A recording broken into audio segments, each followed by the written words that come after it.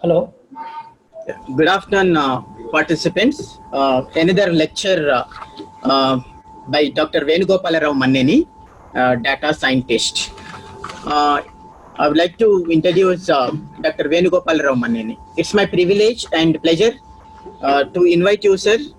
Dr. Venugopala Rao Manneni is a doctorate in statistics from Usmania University, Hyderabad. His PhD title was Neural Network Application in Classification Problems, AI and ML Learning Methods, under the supervision of my teacher, his teacher, Professor M. Krishna Reddy sir, in 2012.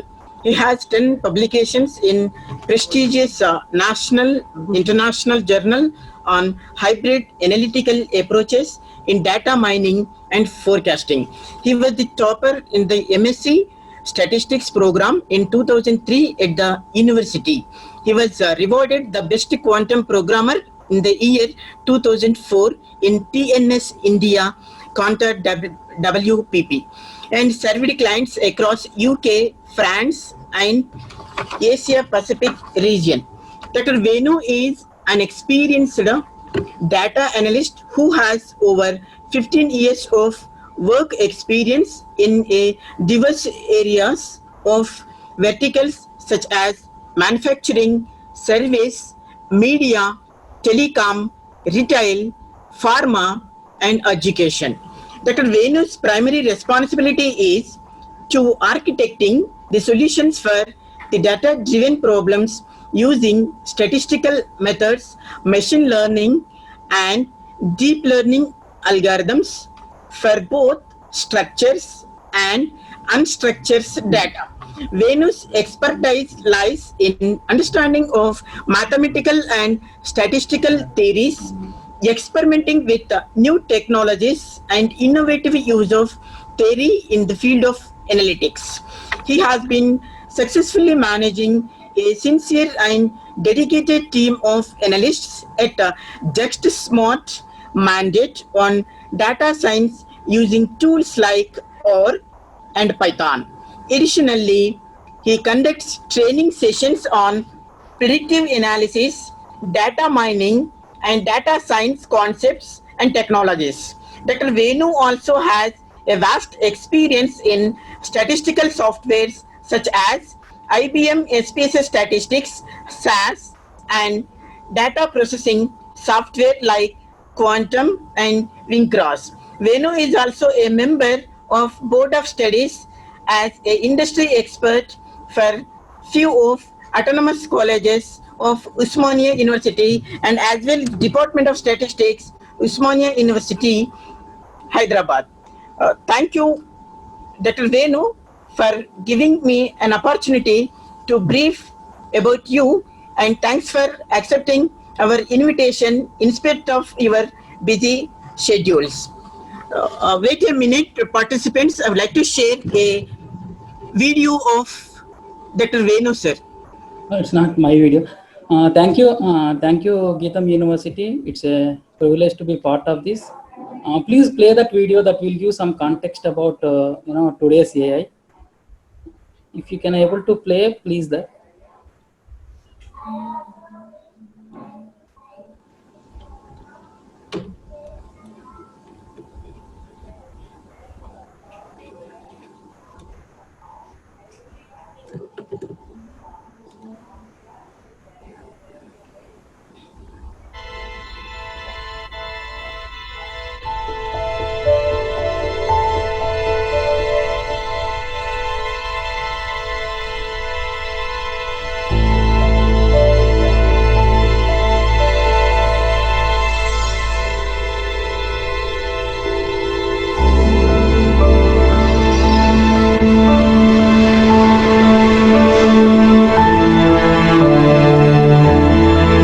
I am an explorer.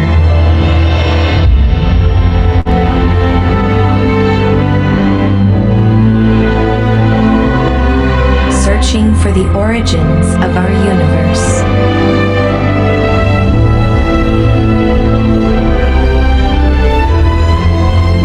And charting a safer path to other worlds.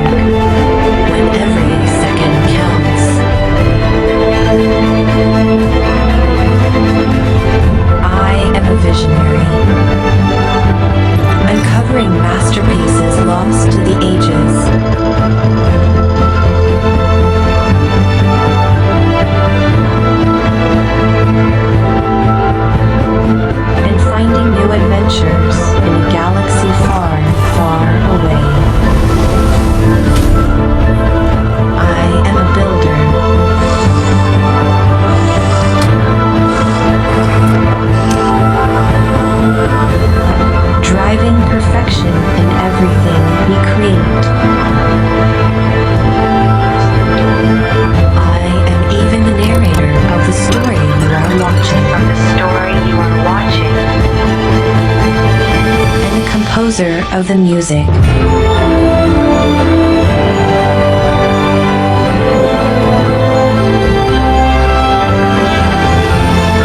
And when the world faces its greatest challenge, I give us the power to take it on together.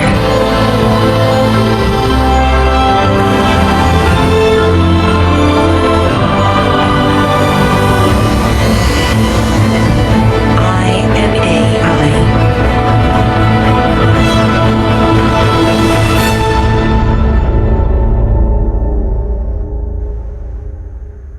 Yeah, can you please give me the sharing?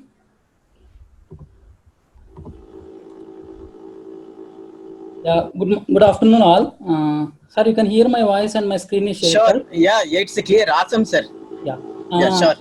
Thank you and good afternoon all. And firstly, thank you very much for the Professor K. Srinivasarao sir. It was very nice explanation on the role of statistics in data science. As a practitioner, I still feel that somehow most of the people are overlooked the statistics and not taking that much serious. But yeah, they also saying the same in their results also. So it was really nice explanation, sir. Thank you very much. And yeah, with that context in the mind, like just now you have watched a small video that is the present state of the present state of the world. So with that context in the mind, let's start today's discussion. The role of statistics in machine learning. So I think I just take this is what the agenda which I am going to cover the next 60 or 70 minutes. First, let's see what is the present state of the world. Why we should learn the machine learning or data science or AI. These are all interchangeably same. Whether I say statistics or machine learning or data science, AI, all are same to give the data to insight, as Professor told that. And what is the machine learning and the process of the machine learning also we'll see. Then we will see the role of statistics in machine learning in various steps, from understanding data to deploy the model. This is what the broadly agenda. And if you see the present world status, I mean, the world is changing than ever before, very dynamically. And most of the people also heard that data science is going to be the most sexiest job. And the same thing is also confirmed by the industry leaders like Amazon and Google also. Future is all going to be the data driven and evidence based kind of analytics. So this kind of situation has given this kind of dynamic change has given two kind of situations for us, two kind of directions. One is the negative news, one is the negative news, and second one is the positive news. Let me start with the negative side of it. So negative side of it, because of the technology disruption, technology changes with the automation as well as artificial intelligence, we are losing most of the existing jobs. The automation is majorly reducing the jobs which are in the operational nature. So automation is basically something is repeated. If somebody will sit and they make a function, it will take care about that process. That's called automation. It mostly happens with the operational kind of nature. By virtue of artificial intelligence also, the artificial intelligence is a kind of automation, but with the help of some kind of intelligence. So by virtue of artificial intelligence, by virtue of automation, we are losing some of the jobs. I mean, we are losing some of the jobs. At the same time, there will be some jobs which are getting created. Those are which are related to in terms of creating the artificial intelligence led products or services like virtual mixed reality, robotics, data. So some of the jobs are getting created. So if you use the latest change and latest disruption in positive side, and if you upskill or if you reskill your capabilities, if you reskill yourself, then it is going to be the good news. Otherwise, you will be at the bad negative side of it. And these are the some of the statistics given by the some of the industry governing bodies like NASCOM and other people. The world required around 2.7 million data science. And as being a practitioner, most of my talk will be on the practitioner point of view. So it's like mostly in the practitioner point of view only. So, and at the same time, there will be some, this is the positive side of the world is required around 2.7 million data scientists by next 2 years.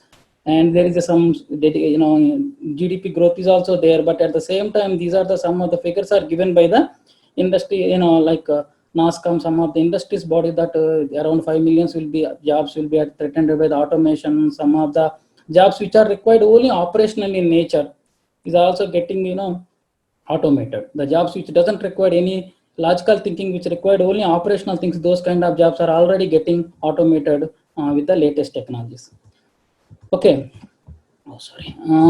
So, and the other reason is also, other than this also, if you see the other two more important reasons why the industry changes so far is the digitalization, the power of the digitalization.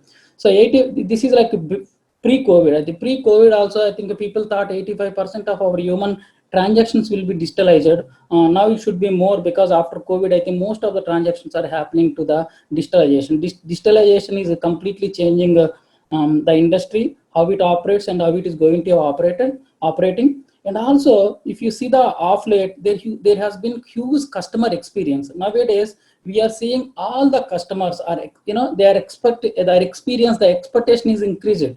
I mean, they are expecting like, can I get in my mail? Can I get in my place? Can I get in, through my mobile? There has been huge customer, experience also increased. All these are also changing, giving a lot of opportunity to build products and serve with the better with the, customers. And this is what I'm talking about. The digital shift is, irreversible change, and it's really giving a lot of acceleration for the data growth, hence a lot of products. This digital transformation, what we are seeing post COVID, I think it's really increased further next level. I think we are seeing a lot of digitalization now. I think we are seeing most of the teaching, meetings, work, and everything is happening through digitalization, and hence we can see the lot of growth in the data, and we can see further improvement. So this is what the digital shift, which is fundamentally irreversible change, is also causing some kind of opportunity or some kind of growth in the data, hence services to the customers. And this is not particularly to any any domain or any specific industry. This is for all the industries. Already some of the industries are already there in the digital storm and giving the most personalized customer to the customer. And but some of the domains are in between of this digital storm, and some of the industries are starting at the starting level. Now in future, whatever domain you work for, so ultimately you need to work with the data. So that's what the need of data, and the need of data science or machine learning, whatever you call it, analytics or statistical analysis. So, and this is not the first time. I mean, these kind of changes are not happening the first time. The world has seen so far 4 kind of industry revolution. People will say the first industry revolution is basically steam-based revolution, which was happened around 18th century. When the steam-based revolution has happened, the trains came into the picture. It has really changed a lot of transportation, changes happen in the lot of transport system. And second industry revolution, basically people call it electricity-based revolution. When electricity was found, lot of missions came, and which basically reduced the human personal, physical effort. That is people call it second industry revolution. Internet and IT is the third industry revolution. But now we are going into the fourth industry revolution, which is people call as industry 4.0. This industry revolution is led by the IoT, big data, cloud technology, and all this is driving the fourth industry technology. This people call as industry 4.0. This industry technology has some of the advantages compared to earlier industry revolutions. This industry revolution is basically is trying to give the customers at their more personalized services, and that means in this industry revolution, all the customers are getting services at their personal level. The personalization is one of the greatest greatest thing happening in this industry revolution. And in this industry revolution, the humans are not only reducing their physical effort, they're also getting their mental pressure is also it is also reducing their mental kind of pressure also. Let's say now we are seeing a lot of AI augmented tool where they can take decision for us. Let's say if I want to go and book some hotel in unknown places, we are using the technology, and the technology will go and search, and based on your input, it is trying to find the best deal for you. So that means this industry revolution is basically trying to give the personal, I mean, as I told you, that customer experience, it's trying to give them more personalized services. And this industry revolution, the products are running not by anything, it's only by the data. So that's why people will say data is oil, data is electricity. What data, oil and electricity will do? So with oil and electricity cannot do anything of their own. If you do something with that, you can make some product out of it, then they will helpful. That's why data is oil. So this industry revolution, all the products are working through the data, not by anything else. It's mostly data. So what I mean by personalization, I will also give one more example. Like if you go and see the YouTube, you see some of the videos. Today you see some of the videos. Next time when you go and see the videos, you will see the videos based on your habits. So that's what personalization. What systems will do, they will go and take your data and try to give the services at your level, for your personal level. That's where this industrial evolution is very helping. So people will say this is earlier all you say B2B business, but people are saying this is C2B business, that is customer to business. All the companies are trying to give the more personalized services in this industrial revolution. Okay, so so the major all this innovation, the first if you say the artificial intelligence, as I discussed, that artificial intelligence is the key thing. So artificial intelligence is nothing but creating an intelligent system which behave like human. So this artificial intelligence is further broadly divided into the three things: machine learning and deep learning. If you see any intelligent system, there will be twofold. One is the creating intelligence, second one applying that intelligence. So creating intelligence or understanding the intelligence is mostly happen through statistical learning, machine learning, or deep learning. These are the three things based on the data and based on the based on the data availability, based on the technology. We basically try to understand the intelligence through machine learning or deep learning. Once you understand the intelligence, we will try to build a product or create some kind of interface where people can use that intelligence. So this is what broad structure of the artificial intelligence. So so then if you see the demand also, I think there has been clear demand. These are the some of the statistics given by the data robot. Yes, there is a huge demand for the data scientist who can understand, who can at least try to understand the intelligence and apply the products. So that's what the need of AI. So if you see this particular slide, I think artificial intelligence is one of the global, but machine learning and deep learning and statistical learning, these three are basically used to understand the intelligence. Machine learning, as Professor Srinivas Rao told, that there are two types of finding the two ways of understanding the knowledge from the data. One is through machine learning, and second one is through the deep learning and statistical learning also. What is the machine learning? I think in the machine learning, if you see the definition of the machine learning, I will tell you very simply the difference between machine learning and deep learning. The machine learning is basically representation, learning, and optimization. So we have a data. I think we need to represent the data, and through the representation, we will basically we learn through that representation. We then optimize. So that's why the standard definition for the machine learning is basically representation, learning, and optimization. That's why the representation is very important. Understanding the data is very important. Understanding the distribution is also important. That's the machine learning. The second one is basically the deep learning. The deep learning is if you ask me, deep learning is like machine learning is representation, learning, and optimization. If you see the deep learning, it's basically decoding and learning and optimization. As Professor told that we need to understand the pattern. So now, because the technology developed such an extent that today we have deep learning technologies in the place. Deep learning is nothing but artificial neural networks with multi-layered. So these layers can also able to decode the pattern of the data. So that means you just need to give the input image. So through that input image with the hidden layers, you try to understand the approximations or patterns of the data. Then it will go to learning and optimization. So in the machine learning, basically you provide the handcrafted representation to the engine, and through which it will learn and try to optimization. And deep learning, you just give the raw image or raw input, through the multiple layers of the network nature itself. We try to understand the patterns from the data, and from the decoding the input to the some of the patterns or feature, and then learning and then optimization. So if you see these two platforms, these two frameworks, either machine learning or deep learning, there is a learning and optimization. So most of the statistical applications will be applied, at the data understanding to optimization, like from representation to optimization, from decoding to optimization via learning, we will use a lot of statistical application. So so that's the role. Whatever technology you apply, whether it's a machine learning or deep learning, if you want to take some calls, you need to come back to statistical rules and protocols and need to take the decision. Okay. So I just wanted to give AI is there from long time, and it has seen couple of winter seasons because there is not something research is not happened that much that extensively. But of late we are seeing a lot of development happen AI. So why AI data science now? Why it's not earlier? If you see in this slide, we are saying AI and algorithms are there from 1950 onwards, and there has been a lot of improvement happened, but they are not seen that much. Because the supporting data is not available. But if you see the off late around 2007 onwards, we are seeing this present industry as the data explosion. I mean, we are seeing huge data. Suddenly we are seeing a lot of data.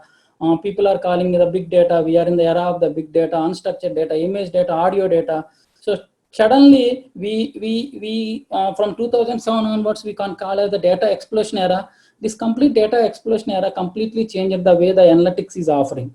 Okay, so that means if you see like suddenly people we used to say that out of 100% data, let's say the total volume is 100%, out of which 90% is captured around the last 2 years. This is like 1 year back statistics. Now people are saying that every 18 years, that 18 months, sorry, the data is getting doubled. That's the volume of data we are generating. The three key reasons for this, the three key reasons for the data data generation is basically sensors, social media, and the memory devices are getting cheaper and cheaper. Because of all these things, so once again we have huge data. So once we have the data, obviously we are using this data and we are trying to build the products out of it. If you see any of these products right now, we are seeing most of these products will come Amazon, Google, and Facebook, some of the top people who are having the data. So that means even the technology algorithms, we need underlying data. So that's why people will say data is oil. So now what is happening, as these three changes, like memory devices are getting cheaper and sensors are there and a lot of unstructured data, all the companies are capturing the data, and hence we can see in future we have a huge demand for the data scientists or data analytics people or statistical background people who can come and take this data and give the insights, because data cannot talk in itself. Data is a raw facts, it cannot communicate in itself. So we need to use these technologies and find insights from the data. That's why there is a clear demand for the data scientist in future. And other than this, if you see there has been a lot of changes happening in the distribution computing theorem. We are seeing a lot of Hadoop kind of technology came and really reduced the speed, and also GPUs came into the pictures, and a lot of open sources, and so many other changes are also happened, like this. All these are completely changed the industries from earlier statistical analysis to so-called data science. But the only difference is the data is changed, the volume of the data is changed, the speed, the way the process is changed.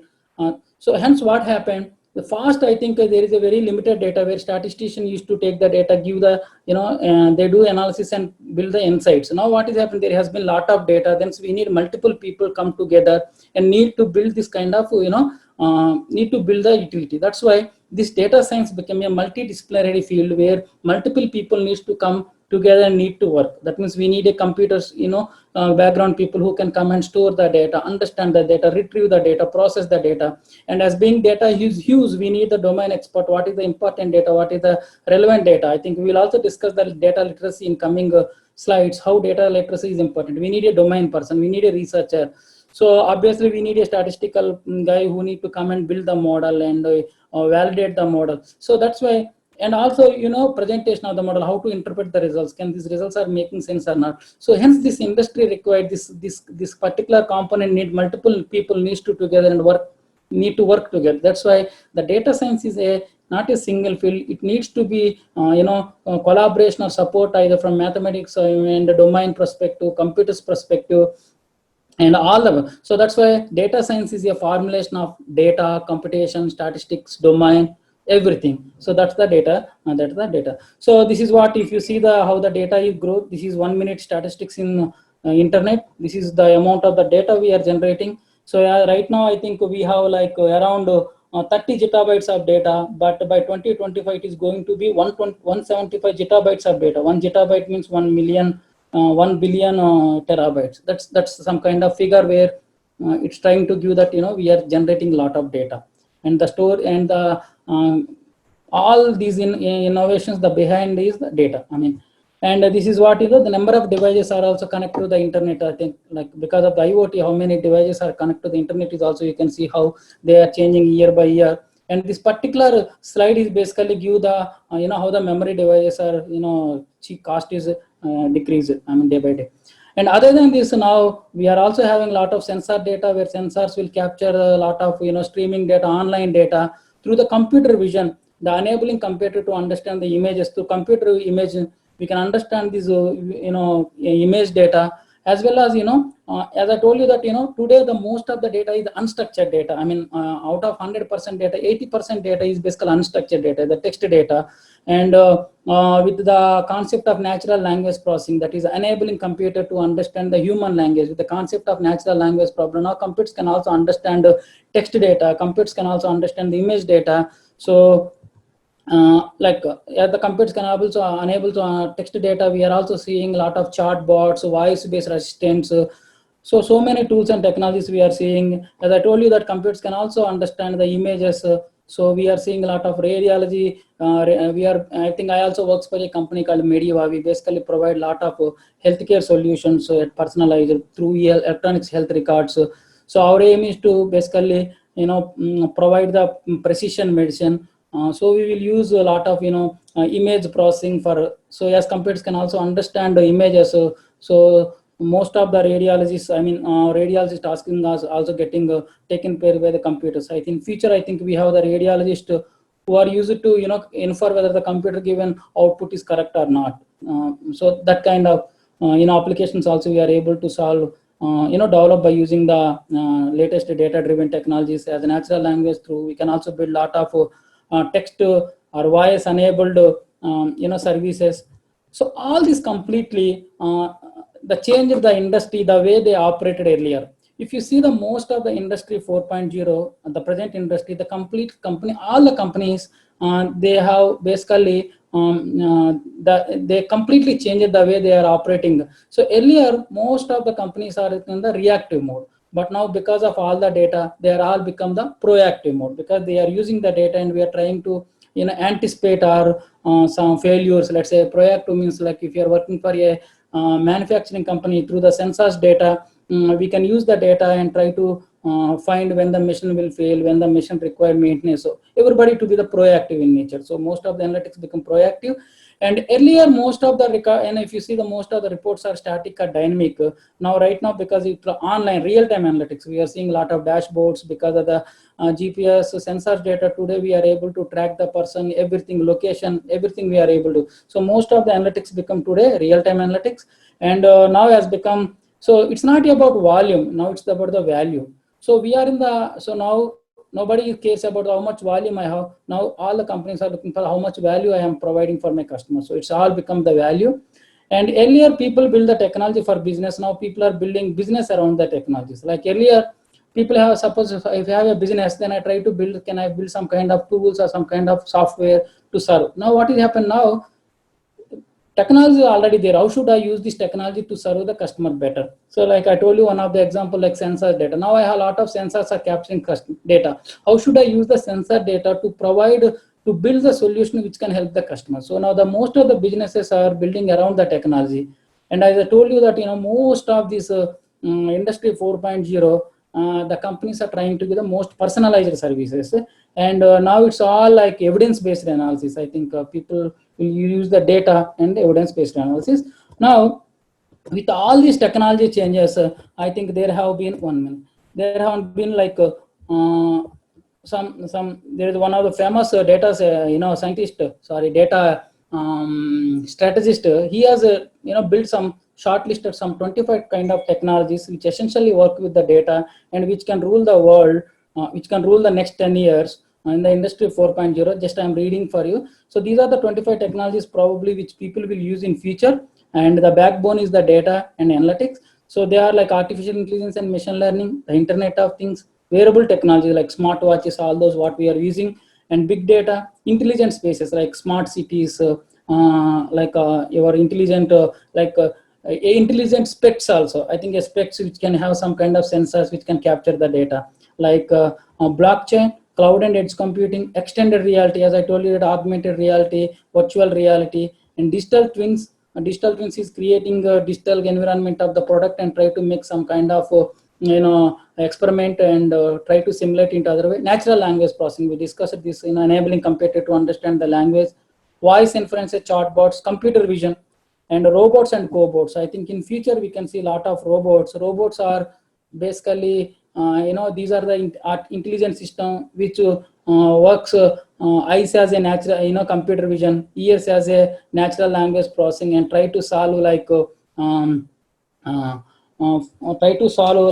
four kind of problems, like deep. One is the dull, that means the works which are very on the dull nature, so where we can use the robots, and dirty, dangerous, all those kind. I mean, if you want to in future, we can see some of the robots go and dismantle the bombs. So that's what robotics. I think Dubai police, they are also experimenting with some of the robot policies. So robots and cobots, autonomous vehicle, 5G network, genomics and gene, mission co-creativity, digital platforms, drones, cyber security, quantum computing, RPA, robot automatic automation, mass personalization, 3D printing, nanotechnology.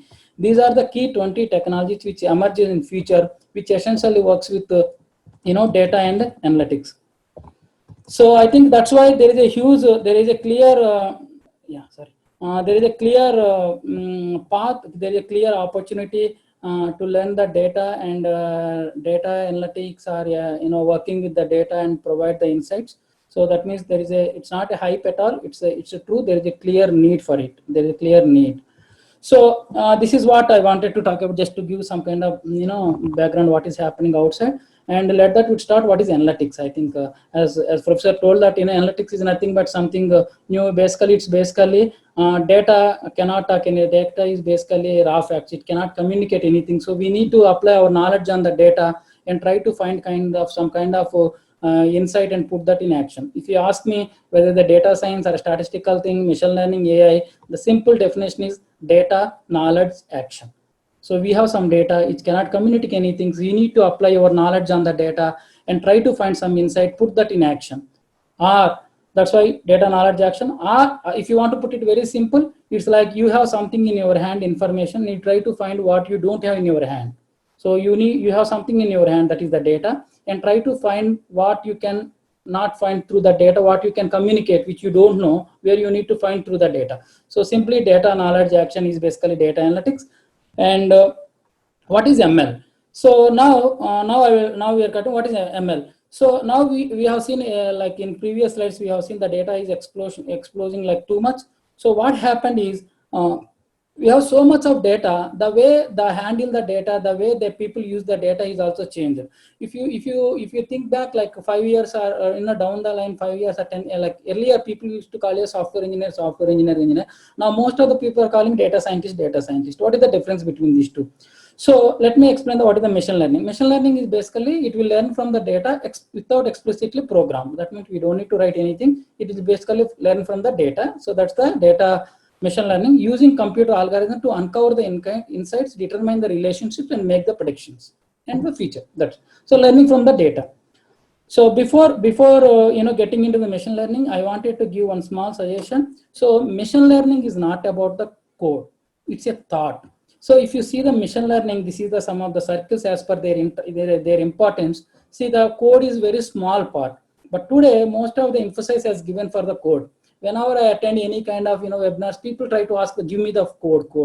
So I'm saying the machine learning is not a code. Data science is not a code. It's a thought where you need to understand other like data collection, research objective. So you need to solve the business problem, because when you work with the real time with a lot of clients, it's nobody will understand the code. They need just the utility. Thus, they need the application out of the data. So I just wanted to emphasize that machine learning is not code. It's a thought. That way, machine learning, data science, these are all interchangeable words. It's a thought. So don't try to put so much of emphasis for the code. Today we reached a level, there are a lot of automatic ML algorithms also came. You just need to give the input data, they are giving the output. That's where the code is improving because of the open source. So if you thought it's in a code and try to put most of the time for learning code, it's not a good idea. It's not an intelligent task. So That's what I want to tell you. And yeah, as I told you that, we have so much of data, so the way the way we are finding the insight is completely changed. If you see the traditional programming earlier, so we have some data, we basically need to write some kind of program and we'll get the output. So in the traditional program, we write input and we write a program and we just pass the input to the that program, you'll get the output. But once we have so much of data, what happened now? We are feeding so much data to the mission. That means we are feeding a lot of input and output data to the mission. And with the patterns from the data, the computers are able to understand the hidden relation within the data, and it is giving a algorithm as an output. That is the fundamental difference between traditional programming and machine learning. That's why we say that learning from the data without explicitly writing the code. Let me take through an example. Let's say if you are finding whether the given number is even number or odd number. So in the traditional programming, you take the number, you write the code. If x mod 2 equal to 2, 0, then it's the even number. If it's not equal to 2, then odd number. If you get the new number, you just to substitute the new number, you will get the output. But the same thing what is happening in the machine learning fraternity, you are giving so many numbers, whether number as well as whether they are even number or odd number. What will happen once the machine has seen so many such kind of patterns, it will try to find the understanding the relation within the data, and that algorithm becomes so much wise where if you pass the next number, it will predict for the future. That's the fundamental difference. Why it is possible today? Because of the data. If you don't have too much data, it is very difficult. That's the problem. So that's why people are now using they are just not following any protocols of the statistics, and they're just giving a lot of data, and they are finding some utilities. But when they are trying to apply it, most of these algorithms are applications are failing because they are not following the underlying protocols, underlying statistical significance out of it. That's why if you want to build a proper machine learning other than data, you need to be like very you need to be well versed with all the statistical and data cleaning, which we will discuss how to validate the data, how to avoid the overfitting, underfitting. So there are some kind of things which need to be validated statistically. That's why only the learning point is happening through the machine learning thing, but rest of all the things are same, whether you are doing statistical learning or machine learning, that cleaning the data or finding some kind of hypothesis. But only in the machine learning, the ways the parameters are estimated, in the statistical, the parameters will be estimated by using some kind of inferential approaches. But in the machine learning, the parameters are estimated by using the some kind of error minimization algorithms. So which will happen through the data on iteratively. Those weights will be updated. That optimization point is happening through the machine learning point of view, which we will discuss in the coming slides.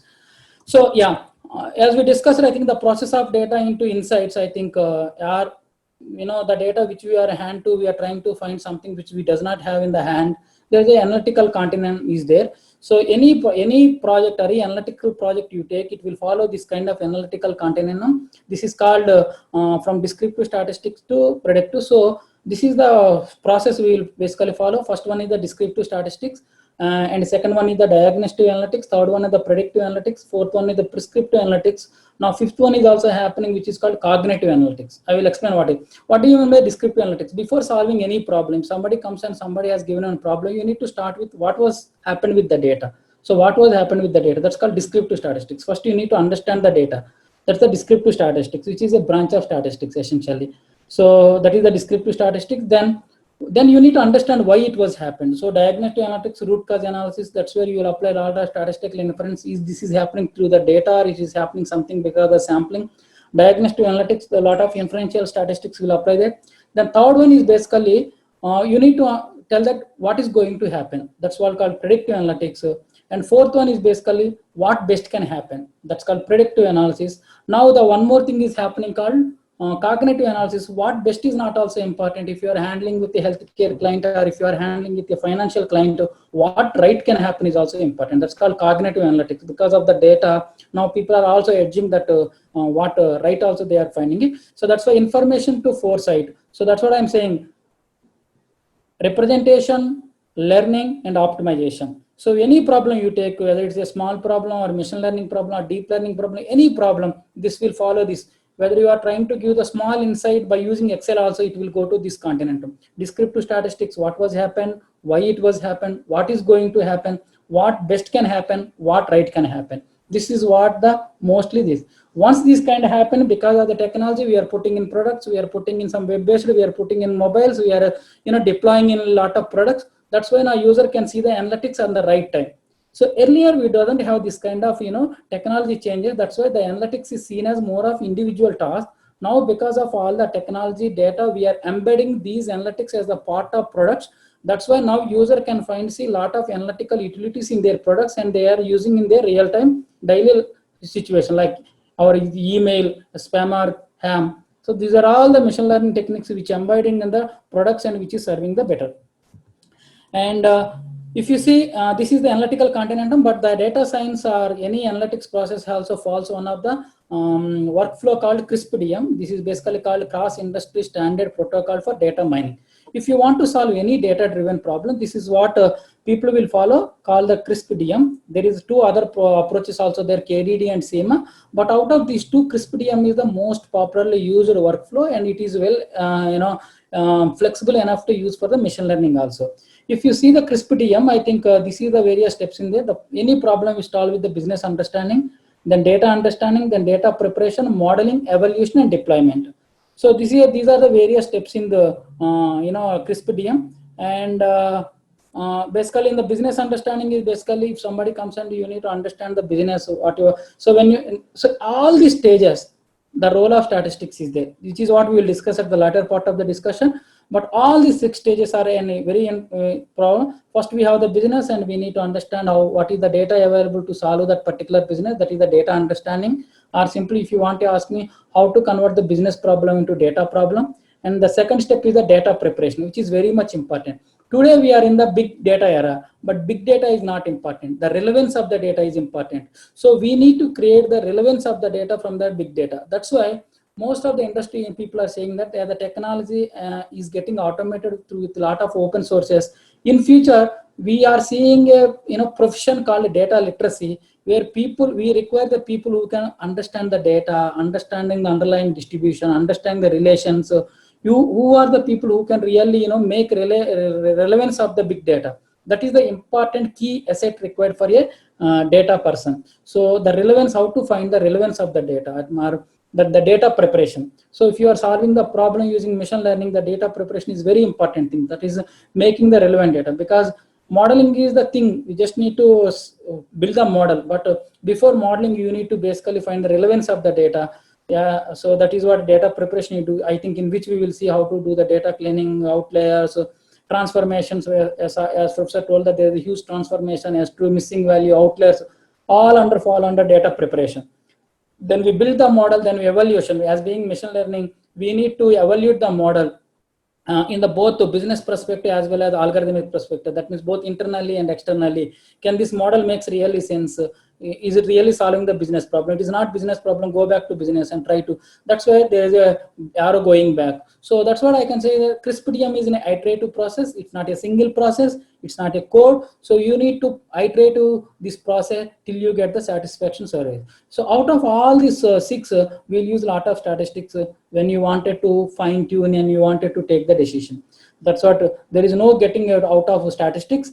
Only that estimation point probably machine learning is taking. I mean, latest neural networks, some of the data driven techniques are taking, but rest of all, if you want to understand the data, if you want to find the significance of the data, if you want to understand the outliers, removing the outliers, and if you want to if you want to decide on the model, which model I need to choose, if you want to evaluate the model, or tuning the model, everywhere the role of the statistics is there, which we anyway will see now. So these are the various tasks. Business understanding, determine the business objective. Data understanding is basically what is the data is there to solve this problem. Is that there any data is there? If not, do I need to collect the data? I think now there is no need to collect the data. The most of social media, Twitter, we are getting a lot of data. Earlier we used to collect the data. Now we are not seeing, like now whatever happened today, if you go to social media, we can take a lot of data. I mean, Twitter tweets, unstructured data, blogs everywhere. So then data preparation, data modeling, evaluation. Most of the people will feel that I think most of the time will take for the data modeling. But if you see, this is what if you take the 100% effort for the data science project or any, the most of the time will take for the data preparation. Garbage in, garbage out. if you doesn't do the big data preparation, if you are not to provide the clear data to the model, if you are using machine learning, thing, then your your model may not accurate. It may not generalizable. So that's why data preparation is going to be the most take. So the data preparation is all understanding the data. If you want to understanding the data, you need to know about the data. That's why if you want to understand the data, it's all statistics. We'll discuss about the scales, the distributions, relations, causations, inferences, models, approaches. That's what most of the data will take for the data preparation. So I think I can share this same thing. But now let's say types of the machine learning also. I just quickly, because we have three types of majorly machine learning. When it comes to the machine learning, we have like three types of machine learning approaches are there. One is the supervised, unsupervised, and reinforcement learning. Supervised is basically to the given input and output data, it try to find the best approximation. It try to find the best relationship between the given input and output data through which we can find the feature respondent. That's the supervised. So most of the regression classification problems are there. Unsupervised is basically, that means in the supervised learning, you have input data and output data. To the given input and output data, you try to find the best approximation, which can be generalizable for the feature respondent. Whereas unsupervised is basically, there is no, it is try to find it is a more of exploratory data. It will try to find the patterns from the data. So it will try to give the function of the structure or description of the data. So supervised is the function of approximation. The unsupervised is basically a function of a description or patterns of the data. So finding the similar kind of patients, find the segmentation. So this is the unsupervised. So that means all your cluster, association, recommendation falls on unsupervised. Supervised is basically all your regression, classification, and regression, classification, time series falls under supervised. There is one more leaf of the machine learning is the reinforcement learning, which is basically a learning enforcement which will happen on sequentially by trial and error method.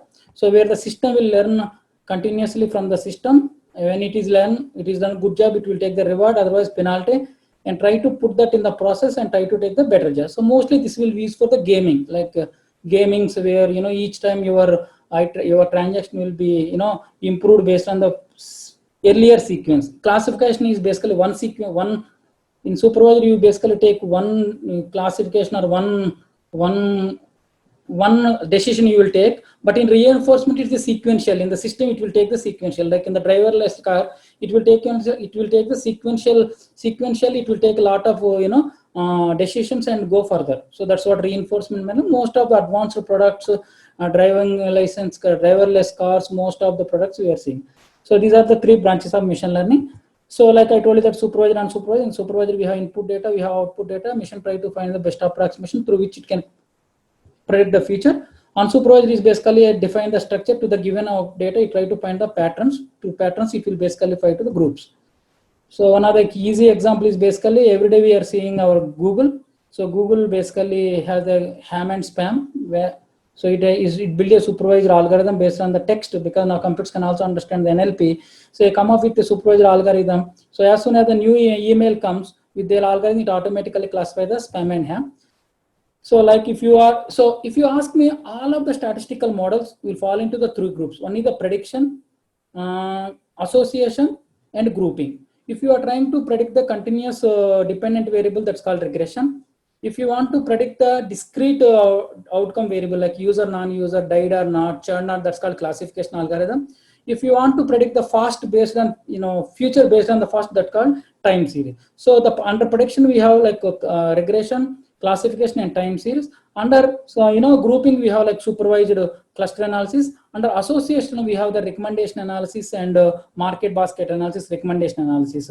So any statistical application or any data science application essentially work with any of these three, either prediction or segmentation or association. These are the some of the slides I will, because to give more, this is the classification problem. Earlier is basically one of the, this is classification problem where we are trying to find the type of the flower. So this is called classification because we are trying to predict the discrete outcome, what kind of flower it is. But if you want to find the number of people, what is the cost of the house, it has become the regression problem because we are trying to predict the continuous variable. That's why it's called regression. So yeah, this is what one of the major, because we are learning from data. I think there is no, I think in statistical learning, before learning any model, we have some inference. So based on the inference, what we will build the model, and Then we have some of the measures like AIC, BIC. We will take the decision. We will take the whether the model is working or not based on the p-value or model fit value. As being the inferential in nature, we basically we fit the model and we basically take the decision by using AIC, BIC, some of the p-values or fit measurements.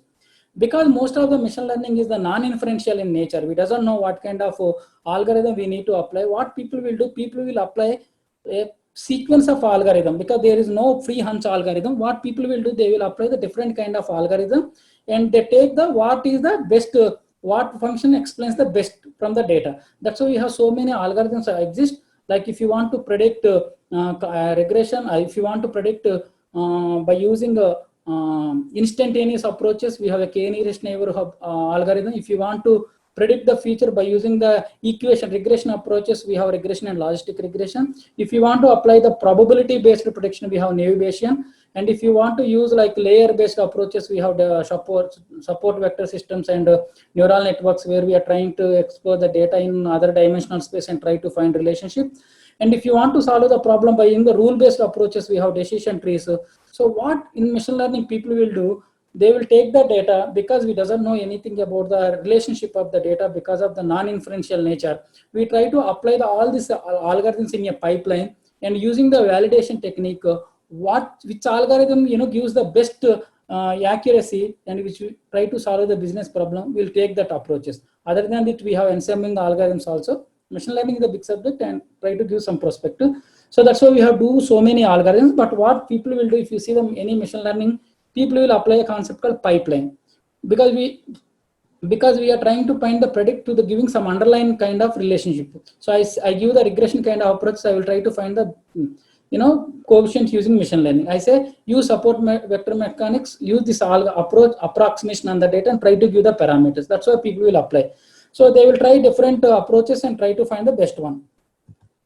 So unsupervised is basically, that's why we have so many. Unsupervised is basically trying to find the patterns from the data. So we have like clustering analysis. So there are so many clusters, hierarchical cluster, k-means cluster. And in unsupervised, we have also recommendation engine.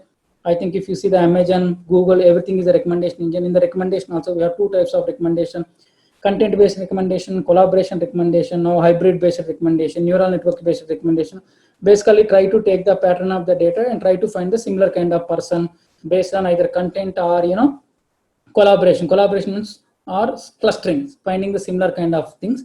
That is recommendation engine also falls under cluster in unsupervised. And the third one is basically association analysis, market basket analysis. These are some of the applications. This is what segmentation is one of the big analysis. No company will deal all customers equally. They basically need to tailor-made some of the policies and offers based on understanding the customer. That's why most of the companies will do the apply on the clusters unsupervised algorithm and try to separate the customers into various groups and try to solve the try to target things. And this is the market basket. And reinforcement, I told you that it is exposed to an environment and that it is keep on learning iteratively. And if it does the good job, take the reward. If it does a bad job, take the punishment and try to improvement and try to improve the process. It is very important for the gaming and some of the autonomous vehicles. So that's why it's some kind of advanced machine learning algorithm. So this is what algorithm. Now, once you build the model, you need to understand this, because the next section will be very easy. Once you build the model, because we are building the model on the data, so we need to validate the model before applying on the real time. That's why we will use a lot of validation methods. So you cannot build the model and train data, use the data for on the new sample. Before applying the model should be need to test for its validation internally and externally. Internally means with the data perspective, algorithm perspective. Externally means basically with the business point of view. For that, I think there is a validation methodology is there. So there are three kinds of validation we will do: training and testing. Like that's where sampling can be used very well. Stratified sampling kind of concepts are very useful when you think about statistical perspective. So we have the data. You basically split the data into train and test randomly. You build the model on the trained data, get some kind of accuracy, then use that data on the test data and see the accuracy. If the model does both good on training and testing, then the model is generalizable, then only we can use that. So this has some more problem. That's why we can use the k-fold validation. So instead of randomly splitting the training and testing, what we do, we take the complete data and split them into 10 folds and iteratively do the validation. and then take the average. By that, it will give the some kind of advanced validation. So the take is basically you need to validate the model before applying in real time scenario. That's why the validation is very much important. When validating, I think we'll use some of the statistical protocols like stratified k-fold random validation is one of the most important valid validation method. Sir, I have time now. I think I can take 10-15 minutes more. Hello. Sure, sir. Okay. Sure. Because Sure. by that, I don't need to go hurry. Yes, sir. No problem. You take up to 115, sir. Okay, thank you. Okay. Thank you so much. So then once you build the model, I think you need to check for whether the model is really working very well or not. In any modeling, I think in statistical or machine learning, there is a bias and variance are there. So we need to, our model should control both bias and variance. For that, we need to validate your model. That means you need to test your model. That means when you have the train, the one you model something on the train, if you done on the testing, then you may get two kind of situations. So one is like your model is behaving very well on the training data, but it is not behaving very well on the test data. Is that model is good? No, because it's not generalizable. So that's basically we call the overfitting. This is basically called a variance problem. That means the model is sensitive to the sample. So good model cannot be that. So that's why the variance problem. And the other one more problem is the underfitting. That means because the model machine learning is a handcrafted representation of the features. So if you are biased while producing the inputs to the model itself, it cannot explain very well on both training and testing. It's also good model. So that's mean before you taking the call, you need to check for both your underfitting and overfitting. Underfitting is basically where the model cannot give the accuracy on both training and testing, and overfitting is basically the model is really behave well on the training data, but when you try to apply on the testing, it doesn't give the good. That means the model is memorized the pattern, so it is not good. So we need to check for this also. To do this, I think we do a lot of the model diagnosis. Basically the model cannot be overfit, cannot be underfit. That's why there is a trade-off between model, there is a trade-off between model diagnostics. To do that, I think we have a concept of parameter tuning. The parameter tuning is basically in any machine learning model, there can be two types of parameters. One is the hyperparameters, second one is the parameters. The parameters are the ones which you estimated through the model. The hyperparameters are the parameter which are the configuration parameters to before building the model. Let's say if you are building a decision tree, you need to tell the algorithm that I am looking a node with 30 people as a parent node. The 30 is a hyperparameter. So once you build the model, when you try to validate it, you understand there is some overfitting and underfitting happening. Then you go back to the model and tune the parameters. So the tuning the parameters is basically tuning the hyperparameter. There you can change some of the parameters. Like if you are building some of, let's say if you are building like SVM, support vector machines, so you need to change some of the kernels. Or if you are building a random forest, if you are building like a k nearest neighborhood, so let's say the default is 3. Now you need to change. If I wanted to find 4 neighbors, what will happen? So the hyperparameters. Hyperparameters tuning is basically help you to come out of overfitting and underfitting problem. So when you are doing hyperparameter tuning also, there are some methods are there like manual search, grid search, and one of the people are most statistical point of view using is the Bayesian optimization. Bayesian optimization is one of the statistically so valid method of applying hyperparameters. So let me explain what is the Bayesian probabilities also. Let me explain the three concepts of there is whenever you see the probability, you can see 3 types of probabilities. One is the traditional, second one is the empirical probability, third one is the Bayesian probability. So like my traditional probability is basically if you want to toss the coin, so this is the traditional probability. So always you say that number of let's say if somebody asks what is when you toss the coin, what is the probability of head and tail? This is basically traditional statistics where you try to find the certainty among the uncertainty, total number of cases by favorable cases by total number of cases. That is the traditional. The second one is the empirical probability. What is the empirical probability? Means tomorrow if somebody what is the probability of raining tomorrow?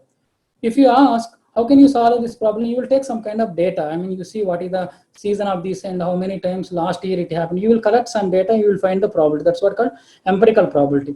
The third one is basically a Bayesian probability, a Bayesian approach, which is altogether one more branch of the computer. So Bayesian approach is basically prior belief. let's say there is some cricket match is happening. If you ask what is the probability of winning India in Indians, it could be the different probability. Let's say the same match is happening against some other country. If you ask the people in other country, so there also the probability changes. When the probability changes based on the beliefs, that's called a Bayesian optimization, Bayesian probability. So in the hyperparameter tuning with our domain knowledge, I think we are trying to give some kind of Bayesian parameter setting for the model. That's why Bayesian optimization is one of the better way of parameter tuning.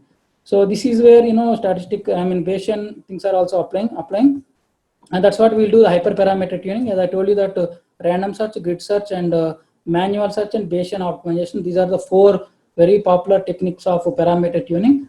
Then once you build the model, if you want to assess the model also, there is a use of statistical concept. If you are trying to solve the classification problem, you will use the confusion matrix, where you build a predictive model to find the category, and you have observed data, you find this classification model and try to see how many cases are correctly classified. You will use whole concept of confusion matrix. Here, based on the problem, you will see sometimes accuracy, you will see precision, sometimes you see recall, sometimes F1 scores. This matrix is essentially used to evaluate the model based on the different circumstances. You will use difference measure. Sometimes you will use the accuracy if the data is balanced. If data is imbalanced, if you are giving high priority for the positive cases, then you use the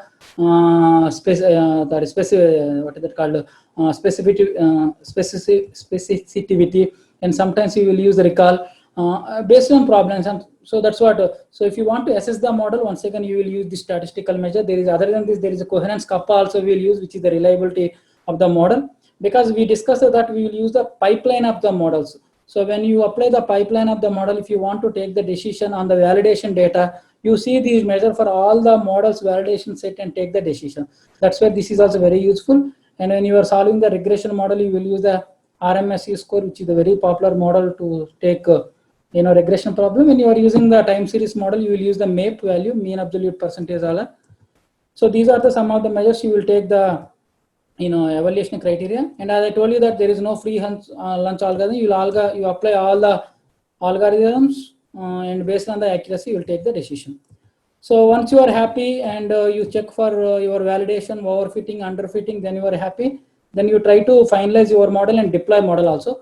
Once you deploy model also, you always need to apply on the future data and need to find the confidence interval for because once you fit the model, it cannot solve your purpose for the long time. You always need to monitor your data to various intervals regularly and put some kind of confidence intervals. Whenever you see that your predictions are going certain limit, then you need to go back and tune the data. That's why tune the model.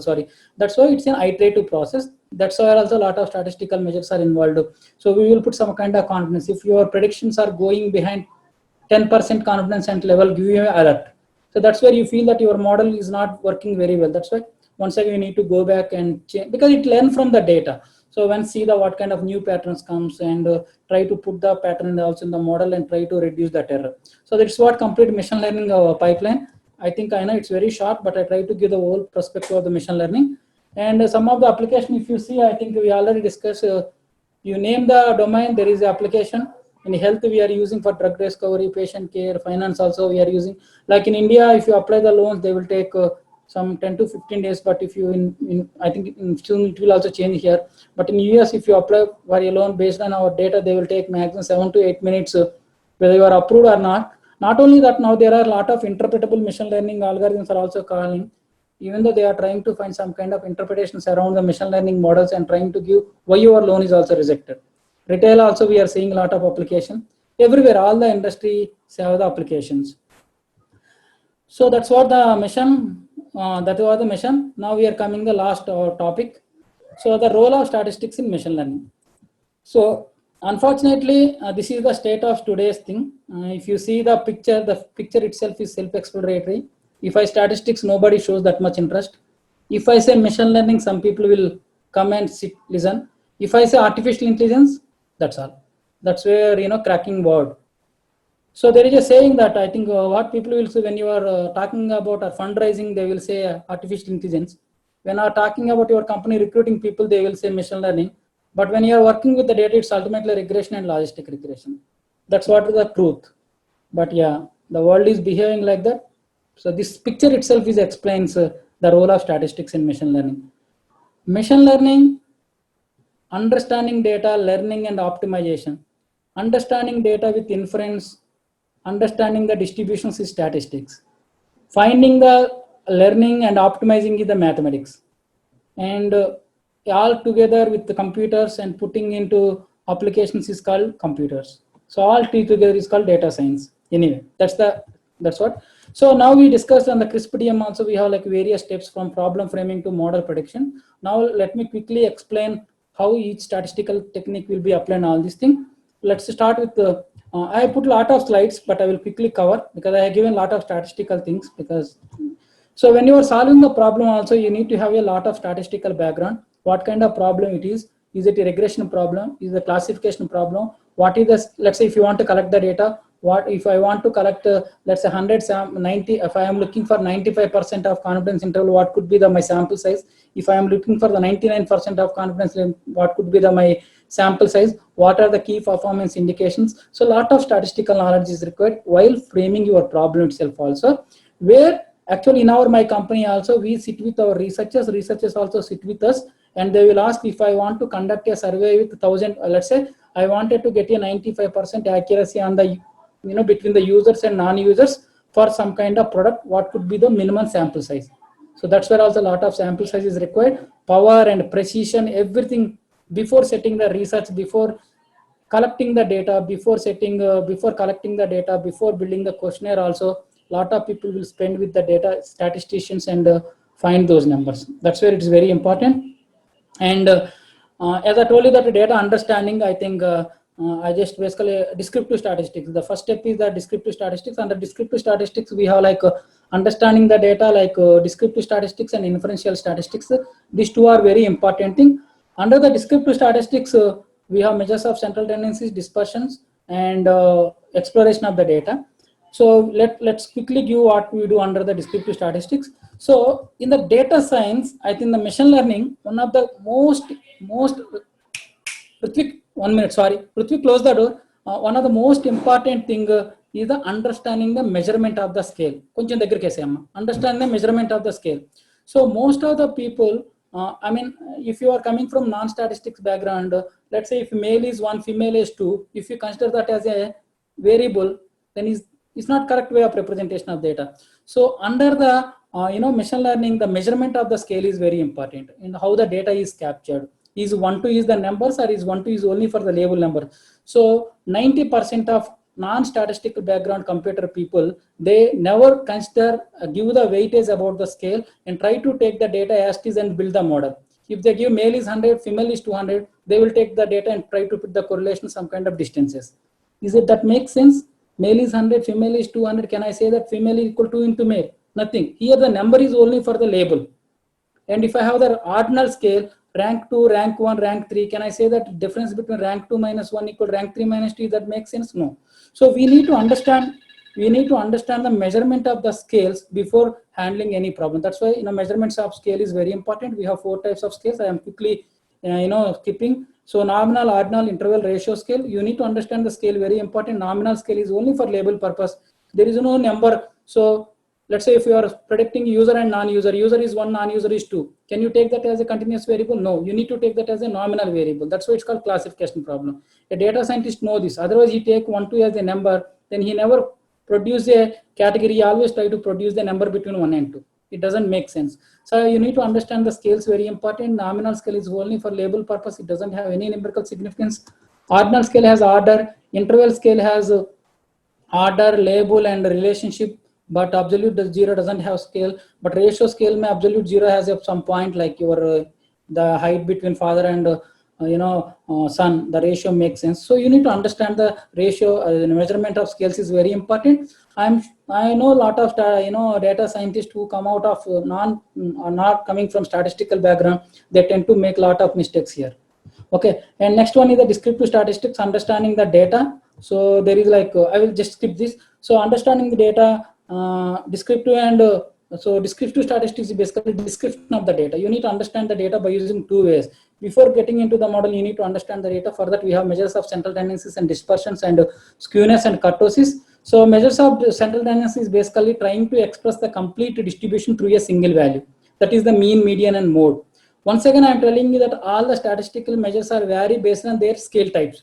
If you have a like categorical variable, user, non, male, female, categorical variable, nominal, the mean may not be useful. Mode is very useful. You have the ranking data, median will be very useful. You have like outliers, median is useful. That's why understanding the data is very important. Scale. That's why central tendency is basically expressing the complete data through a single value. We have mean, median, mode. Like if you want to compare the two distributions, you first basically take the mean. Like if you want to compare two students, obviously we'll ask what is your average score. That means through that single value, we will express the complete distribution. And that is what I mean. And we have sometimes, that we call as a location. But sometimes location is not only useful. Sometimes you may get the people with the same location. Then you need to understand how the scatterness, how these are, variable from the central point. That's what dispersion. We need to understand how the values are behaving from the average. That's why we have a lot of central measures of dispersions are there. Standard deviation, variance, these quartile deviation, these are the very important things which basically give the scatterness. If you want to compare any t distribution, your location should be high and your scatterness should be very low. That means your dispersion should be very less. That's why we call it as consistency. So mean should be high, standard deviation should be 0. And also distribution, if you, and other than this, we have some other, as Professor told that we need to understand the movements, skewness, deciles. Now we have if you want to understand the distribution at 3/4 are there, which is very used to find the, outliers, and we have deciles. All these are very important. That's why this what we will do. If you want to understand a typical distribution, these are all we need to see how it is affecting. So this is where we need to understand the data. Is there how it is performing up to 25%, up to 50%? Is there any understanding the data by using central tendency, mean, median, mode is the location, dispersion. Then the shape of the distribution is also very important. So the shape of the distribution is basically give outliers. Like let's say if the most people towards the 70s, 80s, and very few people are towards the 20s and 30s, that will give some kind of shape. So we need to understand the shape of the distribution, peakiness of the distribution, how the values are accumulated, spread. So these are all the, very much useful to understand the data at a univariate level. But this is what some people will feel, if people coming from non-statistical background, it's very difficult. So for that, we need to understand data using the visualizations also. So that's why we'll do a lot of, if you want to understand the data by using histograms, these are all univariate, line charts, multiple.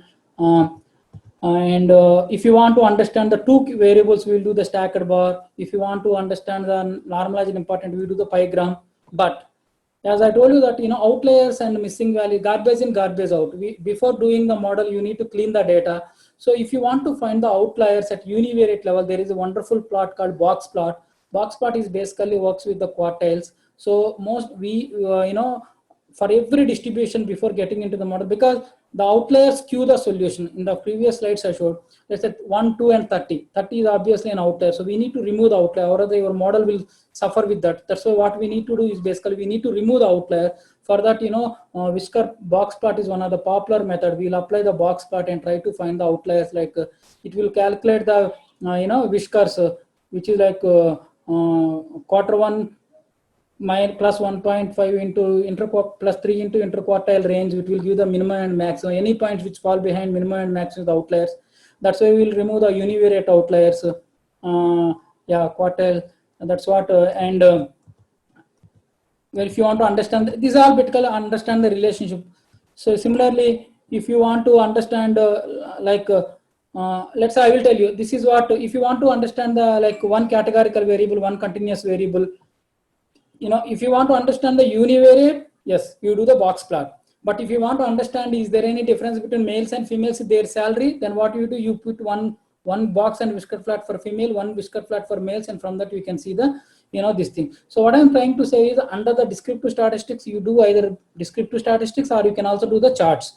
These are the two things. And the second one is the inferential statistics. And when you are solving any problem, we may not read the complete population. We may take the sample and do a lot of analysis on the sample. But as a process, we need to infer back to the population. That's why whole inferential statistics comes in. So that means you have a sample. When you are trying to comment on the population, you need to test for its existence. That's why you do a lot of statistical techniques. This is the process. I'm just skipping that. So basically, if you are trying to find the relationship between two variables and if you want to use them, that means I am building a regression model where I have a salary and let's say I have a gender.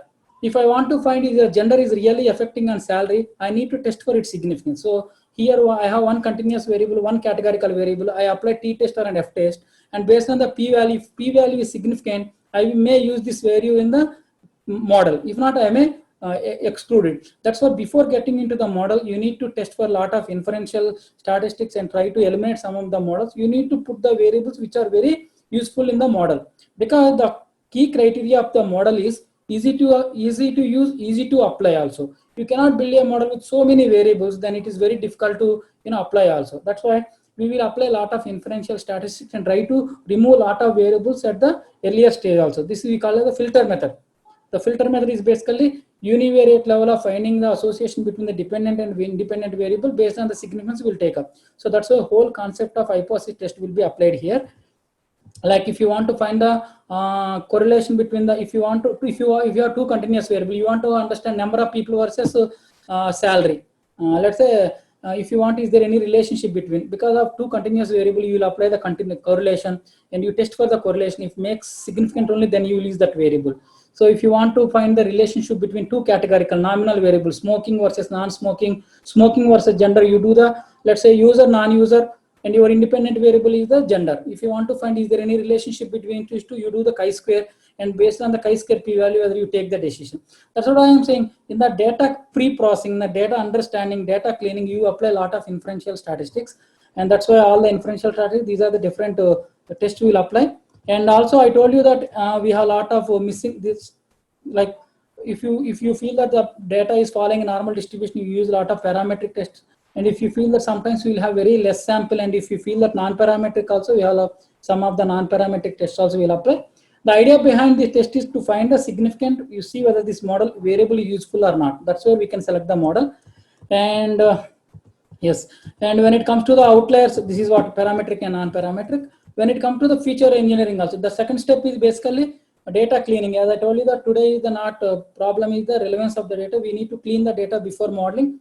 For that we need to basically do the missing. Obviously there will be a lot of missing. How to find the missing value, how to replace the missing value. Missing value is also list-wise missing, pair-wise missing. How to replace the missing value is also one of the things. So here all the scale is very important. If you are trying to replace the missing value with continuous variable, then you need to take the mean or median. If you want to replace the missing value for a nominal variable, user and non-user, you need to take the mode, because the most repeated variable. So that's where you always need to have a clear idea of the scale and type of the problem. And outlier identification also we discussed, like box plot is one. If you are using univariate box plot, if you are using multivariate outliers, that is individually some variables may not come as outliers, like male and female and pregnant and non-pregnant. When you do the cross tabulation, you can see some of the cell values, maybe it's an outlier, male pregnant. So sometimes you need to find the outliers at univariate. Even though if you find them at a univariate, they will come at outlier. So that's where you need to do the cross tabulation, and there are some multivariate outlier techniques also. Mahenla-based discovery is there. Cook's distance is also there. That's where you find the outliers for the multivariate. Missing value identification, missing value replacement also. Sometimes we replace with values, frequent values. If you have huge number of missing, less number of missing value, huge number of data, then we'll exclude them completely. That's we call as list-wise. And sometimes we can particular pair will be excluded from the model, that we can call as pair-wise. And sometimes we use some kind of modeling approaches and replace the missings. Like all the females age is missing, then we'll use all the females non-missing values data and try to replace this. These are some missing values, which is essentially statistical techniques. And data transformations also. Earlier professor also told that we need to transform the data, because data sometimes are skewed distribution. So there are some of the data transformations we'll use, like log transformation, exponential transformation, Gomez transform, different transformations, because to reduce the variance of the distribution, because otherwise it will skew the, so transformation, all these are the process under data preparation. This is where I think 60%. And feature selection, I told you that we have 3 types of feature selection: wrapper method, filter method, and embedding methods. So wrapper method is basically this is what I have detail I have given. I am missing values. How do we do the if you see this without distribution original value, what will happen after log distribution? This is called transformation. And one more thing we'll do, standardization and normalization. Let's say we have the different independent variable, one independent variability in thousands, one variable in numbers. Then obviously the thousands will, the volume will, if you use two variables in the model, this variable predominantly dominate the model. So in order to remove the effect, we need to standardize or normalize the variables. We need to put them into the same units. So once we put them into the same units, we can compare them also. That's also one of the key things people will do. So standardization of the normal, that is also transformation. Sometimes we'll convert the continuous variable into, categorical variable like age, 0 to 100 age. We can put them into the group. That's we call as binning. Transformation. Shape of the distribution is one kind of transformation. Reducing the units effect, removing the units effect is one kind of transformation. That's called standardization and normalization. Reducing the shape is called log, and putting them into reduction of the variance is called the binning. We'll do different kind of things to build the model. And with the outlier, I just given so many slides because somebody follows, they can easily understand the impact of outlier, how it will affect. Then how can you reduce missing values also, I just given. Then mean input, this is what. So deletion, if you have very less values, you delete them in pairwise or listwise. Imputation method, like if it is continuous value, you impute with mean and median.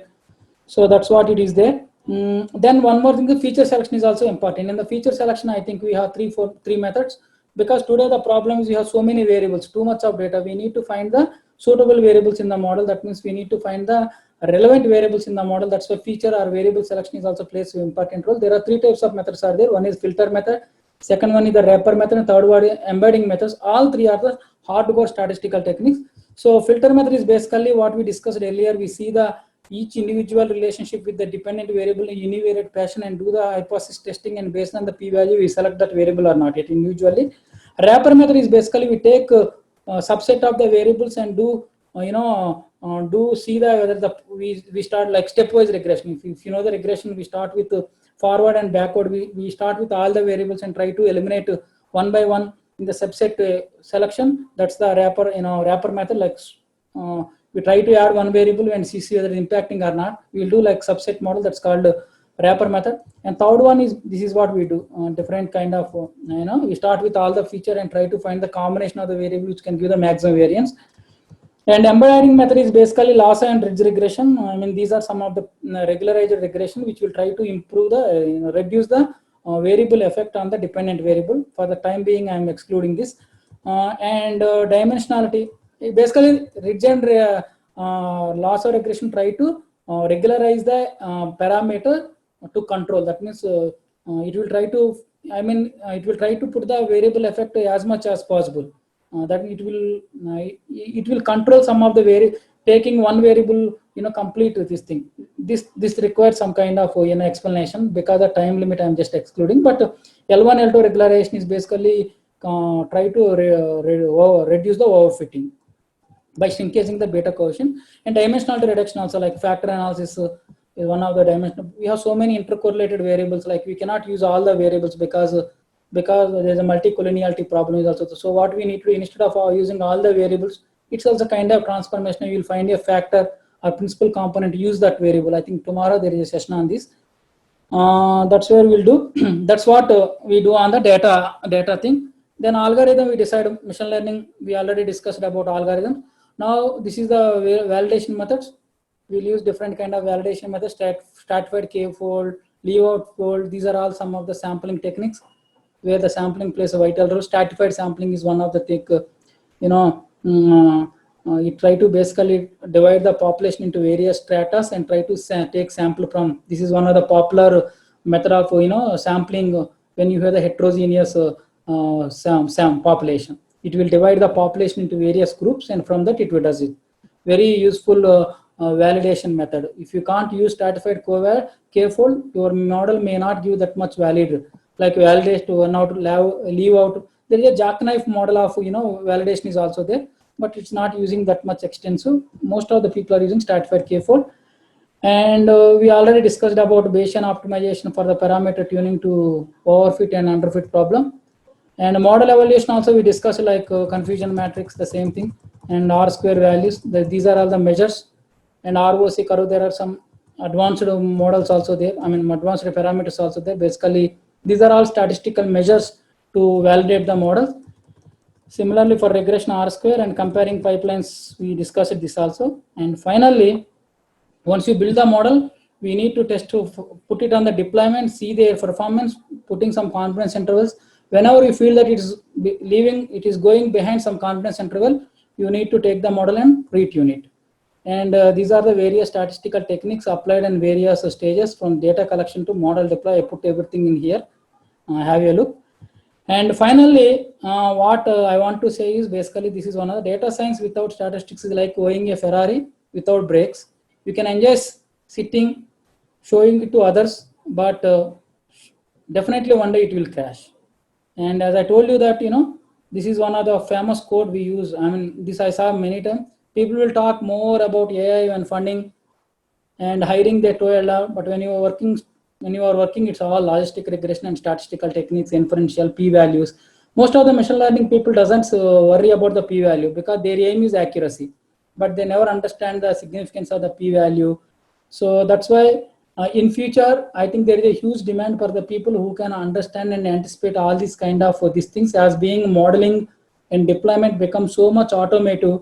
So if anybody who wanted to do the better job, be focused on the statistical concept, try to understand the significance, inferences, whether it is a chance case or it's happening due to the data or it's only the chance case. What is the degrees of freedom you have? How confident about your data? Are you really followed the protocols? Are you sure about the scale? Are you sure about outliers? Are you sure about missing? Did you transform it? How do you reduce the variance? And how did you validate the model? What is the cross-validation method? What is the matrix you applied? All these are statistical measures. So without this proper knowledge, I think you cannot sustain so much long time. So that's why there is no go and get out of statistics. Without statistics and mathematics, there is no data science. I think with this, I am done. Any questions I am allowed to answer as per my experience. And yeah, thank you. Hello? Yes, sir. Thank you. Over to you, sir. Yeah, sir. Just have a look in chat box, sir. Q&A box, sir, please. Can I? It is there. One minute. Q&A. 1 minute, sir. I cannot Q&A, na? Oh, I need to stop share. Yeah, then only I can see. Q&A. Can you expand the terms of fit to DCT, logic DCT? Is it for me? No, I think. No, sir. That is not for you, please. Yeah. Okay. Please suggest me. Can you please read the questions? I somehow. One second. 1 minute. Yeah. There is a Zoom chat and question. I am seeing Zoom chat. Yeah. Please suggest me suitable model for machine learning for cyber security of insurance. I mean, it all depends upon the model. I mean, if you are trying to see, that's what I am saying. It all depends upon the problem statement. And one of the most problems happening is most of the people will try to find the problem, then try to find the model. It's very difficult to give the model without knowing the problem and what kind of problem. People are converting the problems into classification to regression or regression to this thing. There are a lot of hybrid models are coming. Let's say now what will happen, you cannot build one model for all the people. What people are doing is now first people are segmenting people into various groups. They are building a model in each group also. So that's all depends upon the problem statement. Once I see the problem statement, probably I can give what model we can use it, what data it is. Can fuzzy logic and decision trees use for the clustering? Yes, we can use it. There is a fuzzy cluster is also there. I apply. So fuzzy cluster is basically try to give the probabilities where if you see like a k-means cluster, they try to put any one of the group, but fuzzy clustering will give the probabilities. Through that, you can find there could be one people might overlap with the two clusters. There is a fuzzy cluster itself is there. If you are R, if you know R, there is a C-means cluster is there. Can you brief overview of the data analytics in telecommunication industry? Yeah, telecommunication industry is one of the industry. Fintech and the telecommunication industries they are overly using the machine learning technologies. Like in the telecommunication industries, if you want to understand which customer will churn out or not churn out is the classification problem. How much credit limit I need to offer is a reduction problem. Where should I advertise is also basically my reinforcement problem. I mean, whom should I give the what kind of package should I give, what kind, because telecommunication also there will be a lot of offers given. So that's where you need to understand the customer and should give that offer also. How to divide testing and training data in case of time series data. So what people are doing is in time series data, latest data what people are using for test data, and most of the previous data they are using the train data. I mean, let's say if I want to build a time series for next 3 months, obviously you need to test it on the last 10 days or 15 days. How long it takes statistics person to learn data science? It's very easy. You have already core set of talent is there. See, data science, learning statistics for data science is for just only learning the tool. You need to learn just one tool and just what I suggest is basically before learning into the data science, you need to understand the uses. What are the different use cases people are solving? Like most of the people ask so many questions. There is a Medium is there. Medium is one of the best place where you go and search data science application in telecommunication, data science application in health. You try to read most of the applications. I think for data science, the reverse engineering works really well. I mean, you just take the problem, you understand the problem, what is the data, how they solve. So like that, if you solve, you learn better way. I know theory important, but when you are talking the application perspective, because you are saying this as a more application standpoint, so you need to come the reverse point of view. If I want to divide the people into various groups, what should I do? What technique? Then try to understand the technique. And one more thing is when you are solving the most of the real time problems, most of the times algorithms will fail. Then you need to able to change your algorithms slightly. That's what you can give the answer. That's where the knowledge of mathematics and statistics is useful. We cannot say our client that the data is not giving any grouping. So we need to say that oh, it's not working, what next? You need to have alternatives in hands. So in order to get the alternatives, you need to have a strong statistical and okay, Euclid is not working. So what distance might work? So if high variance is there, can I bring them into various groups? Then variance can improve. So like that, we need to have all transformations, all inferential tests, all distance measures, approaches need to be in hand. How can clustering problem convert into the classification problem? How can classification problem converted into a cluster? See, let's say let's say if you want to give some subscription to the people, let's say you have 100 people, there will be, so now what we do first, for these 100 people, we divide them into two groups based on their habits, their uses, their other things. Then you have two groups. So then you can see which group is very useful, and then you can do that. How can a clustering problem? Classification problem converted into the cluster problem, but cluster problem cannot be converted into the classification problem. Yeah, sorry. But classification can be converted into the cluster where you can find that. What is the difference between supervisor and oh my god. Supervisor is basically you have both input and output in your hand. Like if you want to predict to the given input, you have both input and output, and to the given input, you need to come up with a algorithm approximation which can explain most of the variance in the dependent variable. Like you have let's say user and non-user. You have gender. So along with your gender, your all your input variables, if user and non-user also given, then it becomes the supervisor. Both your independent variable and dependent variable. That's called supervisor. You are trying to find the relationship between two variables. And second one is basically unsupervised is basically you don't know anything about dependent. Just they have given 100 people information. So now you need to come up with what are the different groups among these 100. So these 10 people are the guys with above 30,000 salary. These 10 people are the between 20 to 30. So you doesn't have anything. You just give the data. So you need to come up with the patterns. Or if you want to put it simple, unsupervised is the explorative technique. We don't know anything about data. You need to take the data, explore on the data, and come up with some decision. Where supervised is a dependency technique, where you have input and output data. You need to find some kind of algorithm which can explain the dependence. I hope I answered that question. Explorative and dependent. So my question is that what is the difference? Okay, sir, can you please send me my media? Sir is always determining the set of algorithms to be applied data rather than applying the algorithms to determine the best fit. Like 10.